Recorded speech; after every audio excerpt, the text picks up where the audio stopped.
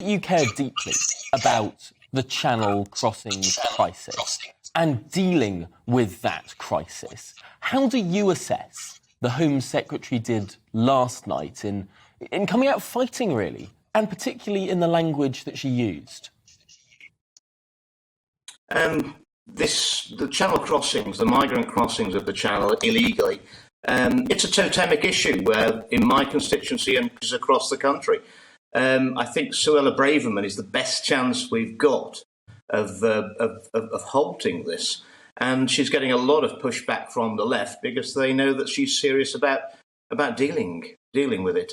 And quite honestly, if the Conservative government can't come up with a solution in the next 18 months, I think it's going to be very difficult for us at the next general election. Indeed, we've got local elections next May, which is going to be pretty pivotal, really. Yes, it certainly will be. Of course, this Conservative government has been in one form or another in power for 12 years now, albeit without a majority for much of that time, more than half of that time without a majority, but still in power nonetheless. And these numbers coming across the Channel have only grown. 40,000 this year, almost double the number that came last year, which in and of itself was almost double the number that came the year before. Why is it that Conservative governments have not been able to grip this issue?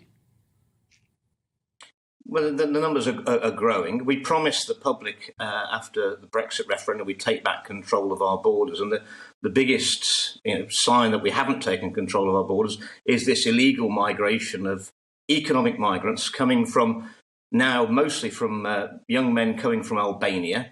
Albania is a country that's in NATO. It's applying to join the European Union. It's a safe country.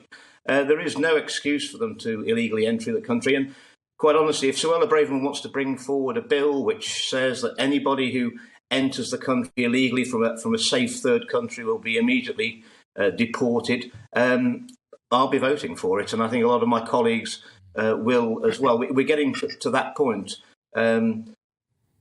The fact that it's Albanians and they're heavily linked into organised crime, they've been probably running the mafia in London for the last 3 decades, and they're moving their sphere of influence further north, is deeply worrying. I think we're using the word invasion. Well, I mean, William the Conqueror, as his forces, he came over in 1066, was considerably less than the number of migrants we've taken in the last 12 months. I think that's what the perception is by the public. And it's really, as Tom, a time for plain speaking now. And government and the cabinet have got to understand how totemic this is for most of the British electorate.